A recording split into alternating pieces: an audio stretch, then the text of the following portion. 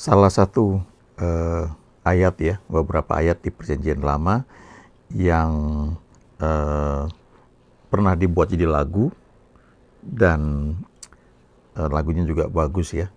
Eh, ini dari Yesaya 48 ya, ayat 17 sampai dengan 19. Beginilah firman Tuhan penebusmu yang Maha Kudus Allah Israel. Akulah Tuhan Allahmu yang mengajar engkau tentang apa yang memberi faedah, yang menuntun engkau di jalan yang harus kau tempuh. Sekiranya engkau memperhatikan perintah-perintahku, maka damai sejahteramu akan seperti sungai yang tidak pernah kering, dan kebahagiaanmu akan terus berlimpah seperti gelombang-gelombang laut yang tidak pernah berhenti. Maka keturunanmu akan seperti pasir dan anak cucumu seperti kersik banyaknya. Nama mereka tidak akan dilenyapkan atau ditiadakan dari hadapanku. Kalau kita baca firman Tuhan ya dari kitab Kejadian sampai Wahyu, maka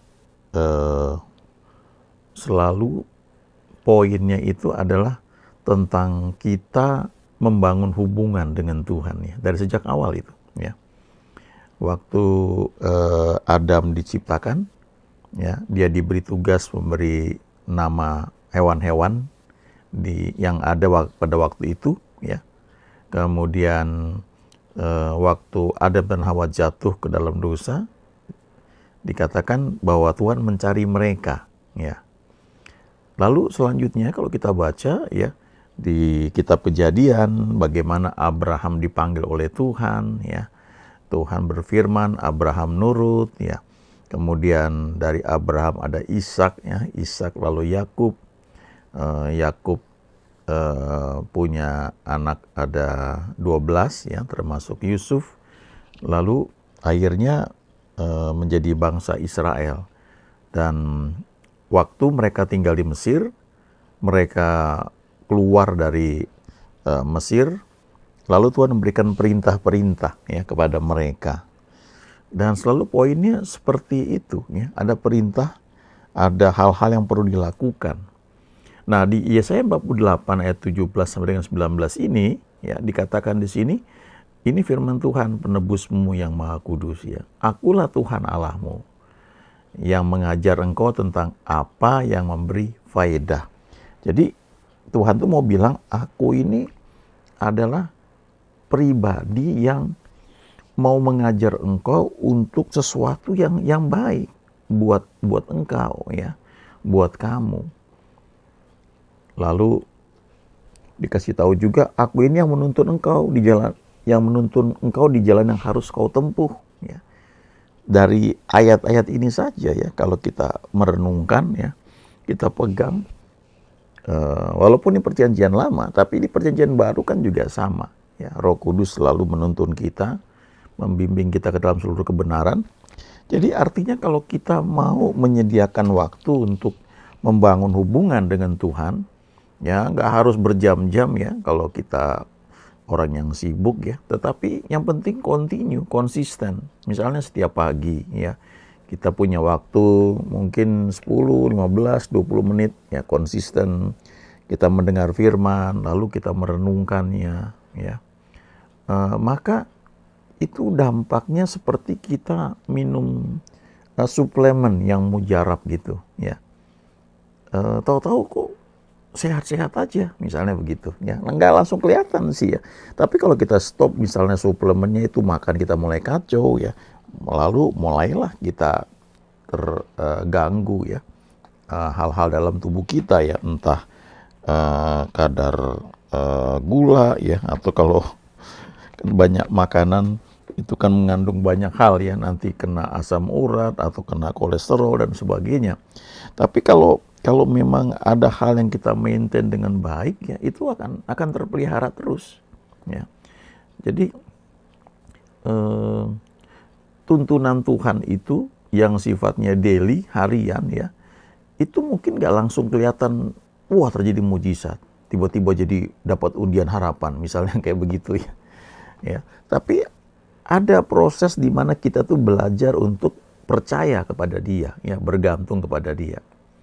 Lalu dikatakan di sini ya, di ayat berikutnya, sekiranya engkau memperhatikan perintah-perintahku, maka damai sejahteramu akan seperti sungai yang tidak pernah kering.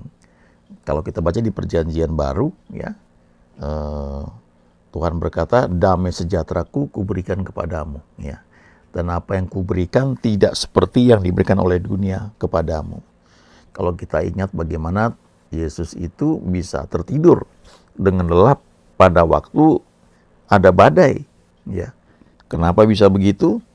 Karena dia tahu dia sudah membangun hubungan pribadi dengan Bapaknya pagi-pagi benar. Jadi dia tahu dia mesti kemana.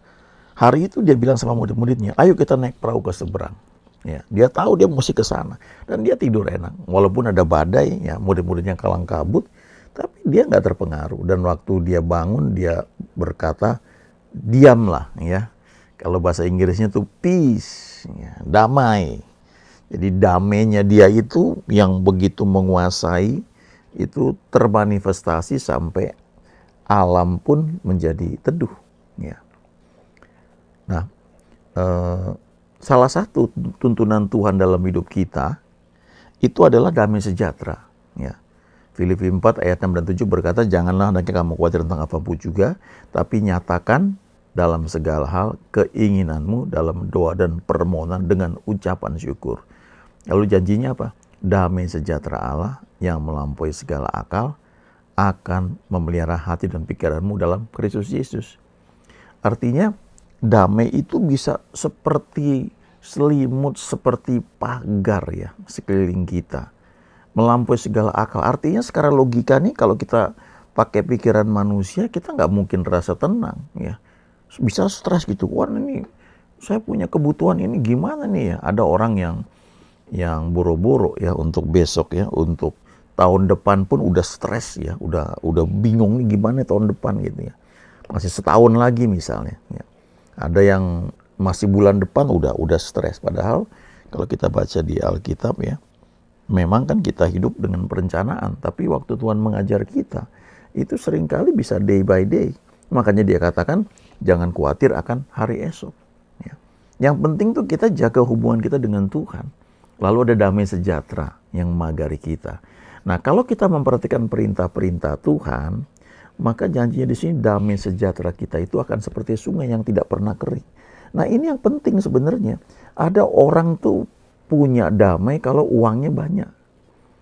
Tapi ada juga yang uangnya banyak, ini nggak pernah damai. Dia stres, dia takut. Nanti uang ini, aduh saya simpen di mana ya? Kalau saya taruh di bank, bunganya kecil, ya, kemakan admin dan sebagainya. Bagusnya taruh di mana ya? Ada yang seperti itu, ya.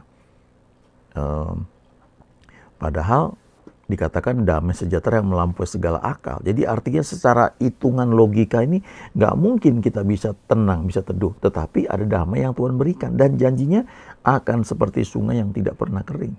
Ya. Bagaimana bisa ngalamin itu? Perhatikan aja perintah-perintah Tuhan.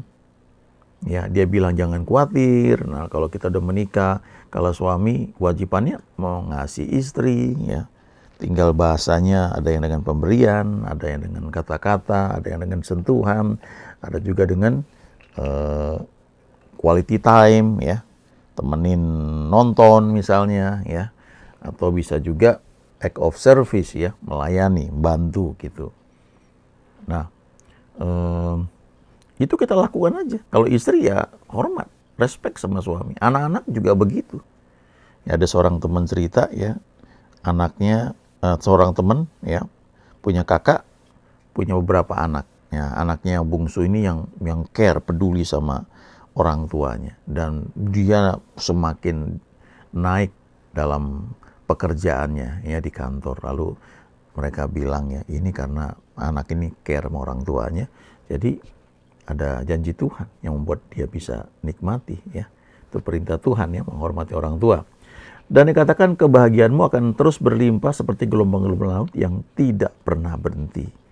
Ya, maka keturunanmu akan seperti pasir dan anak cucumu seperti kersik banyaknya. Dan yang paling penting ini, nama mereka tidak akan dilenyapkan atau ditiadakan dari hadapanku. Ya, ini janji Tuhan yang perlu kita pegang. Coba kita lihat dalam terjemahan Amplified Bible ya. Saya suka ya, kadang-kadang dalam banyak ayat yang saya suka baca renungkan, lalu saya lihat terjemahan Amplified Bible-nya seperti apa ya. Ini yang klasik nih. Saya terjemahkan langsung ya. Jadi ini firman Tuhan ya, penebusmu yang kudus ya dari Israel ya. I am the Lord your God. Aku adalah Tuhan Allahmu. Who teaches you to profit ya. Yang mengajar engkau, kalau bahasa Indonesia kan tentang apa yang memberi faedah, ya itu benar juga nggak salah. Tapi bahasa Inggrisnya di sini dibilang yang mengajar engkau supaya beruntung, supaya engkau memperoleh keuntungan. Kalau engkau punya usaha, Tuhan mau mengajarin supaya engkau punya keuntungan, ya. Punya profit ya. Jadi dia itu Tuhan yang mengajar. Lalu dikatakan lebih jauh lagi, who leads you in the way that you should go ya. Yang memimpin kamu di jalan yang seharusnya kamu lalui ya. Kadang-kadang kan kita salah jalan kita ya. Kita pikir kita pakai cara-cara orang dunia ya. Pakai trik ya, tricky ya. Atau cara-cara yang nggak benar ya. Tapi Tuhan ini mau mengajar kita ya dengan jalan yang benar, lalu kita bisa profit, bisa beruntung ya. Di kitab Amsal dikatakan berkat Tuhanlah yang menjadikan kaya, susah payah tidak akan menambahinya. Kalau di bahasa Inggris dikatakan bersama dengan kekayaan itu Tuhan tidak menambahkan kesusahan atau penyakit. Kita ingat kisah di Perjanjian Lama, waktu itu Nabi Elisa didatangi oleh Naaman yang kena sakit kusta. Lalu Elisa ini pun nggak mau keluar rumahnya, dia cuma kasih perintah lewat hambanya ya Gehazi, ya suruh berendam ya di sungai 7 kali. Nah, awalnya marah ini ya Naaman. Tapi untung ada orang-orang di anak buahnya yang kasih kekuatan ya. Kan cuma disuruh nyemplung aja 7 kali. Apa susahnya gitu. Udah jauh-jauh datang ke sini nurut aja gitu. Dan ketika dia lakukan, maka Naaman itu sembuh. Ya bukan hanya sembuh atau tahir dari kustanya, tapi lebih dari itu kulitnya menjadi seperti kulit bayi. Nah, ini satu prinsip yang perlu kita pegang ya. Ketika Tuhan memulihkan, itu beyond expectation ya, di atas melampaui harapan kita. Naaman itu bukan hanya pulih ya, menjadi sembuh ya, tahir dari kustanya, tapi kulitnya menjadi seperti kulit bayi ya. Halus ya, mungkin kulit yang lama ngelotok lepas semua, lalu muncul kulit yang baru ya. Lalu Naaman ingin memberi hadiah buat Elisa. Elisa nggak mau, ya. Sama sekali nggak mau. Tapi kemudian ketika Naaman udah pergi, Gehazi, ya, pembantunya Elisa ini, bujangnya Elisa, dia bilang, aduh minta dikitnya apa susahnya sih? Jadi dia susul si Naaman, dia bilang, tadi kita punya kebutuhan begini-begini ya. Oh dikasih ya, dikasih. Dan Gehazi sembunyikan itu pemberian dari Naaman itu ya, ada emas dan sebagainya. Lalu ketika dia ketemu dengan Elisa, Elisa tanya, dari mana kamu? Lalu Gehazi bilang, enggak kemana-mana kok. Lalu Elisa bilang, ini kan Nabi ya, kan aku tahu waktu kamu pergi, ya hatiku ikut bersama engkau ya, waktu engkau pergi mendapatkan Naaman dan meminta ya, dan kemudian menerima emas dan segala macam hal yang kamu sembunyikan, maka kusta dari Naaman itu akan melekat kepada kamu. Nah, jadi ada kekayaan yang sekalipun diperoleh, tapi ada penyakit. Nah kan bukan begitu ya. Apakah kita mau kayak begitu ya? Ya nomor satu lah kesehatan lah, bukan uang lah ya. Ada orang yang susah payah banting tulang cari uang dengan mengorbankan kesehatannya. Habis itu ya uangnya habis untuk kesehatannya. Kan nggak begitu, ngapain ya. Jadi ketika Tuhan memberkati, Di kitab Amsal dikatakan susah payah tidak menambahinya. Itu dalam terjemahan Inggris dikatakan tidak ada kesusahan yang menyertainya, nggak ada kustanya. Nah, Elisa ini tahu yang mana boleh diambil, yang mana enggak. Ya, mungkin itu pampasan perang barangkali ya, rampasan waktu lagi perang dan sebagainya. Jadi Elisa nggak mau terima itu. Tapi Gehasi bukan hanya terima, dia minta ya. Dan kemudian ada akibatnya ya, ada kusta yang kena pada dia. Jadi kalau Tuhan menuntun ya, who leads you in the way that you should go, maka kita tuh akan mendapatkan yang memang baik, pas, cocok buat kita. Nah, jangan bandingkan dengan orang lain ya. Karena pertandingan kita beda, panggilannya beda. Ya.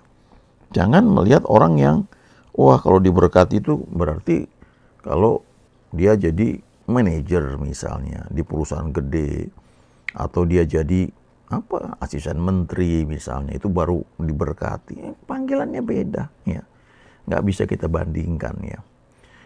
Lalu ayat 18 ini ya, oh that you had hearkened to my commandments ya. Saya ingat dulu Kakak Rohani saya baca ini, dibilang begini, aduh sekiranya kamu mau betul-betul memperhatikan perintah-perintahku. Jadi ini seperti jeritan hati Tuhan gitu. Kamu kok nggak mau nurut sih ya? Kenapa sih kamu nggak mau mendengar perintah-perintahku? Kalau kamu mau nurut aja, then your peace and prosperity. Nah ini terjemahan Amplified ya. Kalau kamu nurut, kamu mau mendengarkan ya perintah-perintahku, maka kamu tuh akan punya damai dan kemakmuran. Dan itu dikatakan would have been like a flowing river.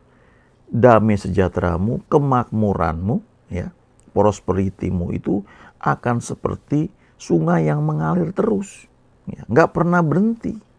And your righteousness, kebenaranmu, the holiness and purity of the nation, ya, kemurnian, ya, kekudusan dari satu bangsa ini bangsa Israel waktu itu ya, like the abundant waves of the sea, akan seperti gelombang-gelombang laut yang melimpah yang tidak pernah berhenti ya. Coba hafal ayat ini ya, Yesaya 48 ayat 17 dan 18 ya. Baca bahasa Indonesianya ya. Beginilah firman Tuhan Allah yang kudus, penebusmu ya, Allah Israel ya. Akulah Tuhan Allahmu yang mengajar engkau tentang apa yang beri faedah ya, yang menunjukkan padamu jalan yang harus kau tempuh. Sekiranya engkau memperhatikan perintah-perintahku, maka damai sejahteramu akan seperti sungai yang tidak pernah berhenti. Ya.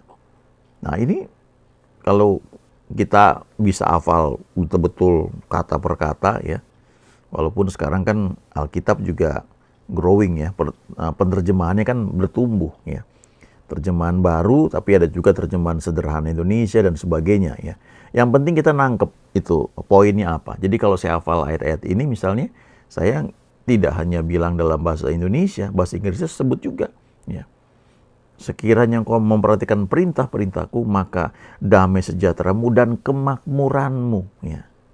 Nah, kemakmuran itu apa? Tidak selalu berarti punya mobil 10, itu baru dibilang makmur ya. Makmur itu sebenarnya lebih kepada kita itu tidak kekurangan, kita cukup, dan kita bisa memberkati orang lain. Nah ini juga ukurannya kan bisa beda-beda ya. Dan juga jangan lupa ya, setiap orang punya pertandingan, ada pergumulan satu dengan yang lain. Jangan kita judge ya, menghakimi satu dengan yang lain ya. Nah kalau kita serius memperhatikan perintah-perintah Tuhan ya, konsisten tiap hari ya, sisihkan waktu. Nah itu tidak semalam jadinya ya, sama kayak kita menanam benih. Kalau kita tanam benih di tanah kan nggak langsung besoknya tumbuh ya. Mungkin bisa nggak tahu berapa hari, berapa minggu, tergantung benihnya benih apa ya.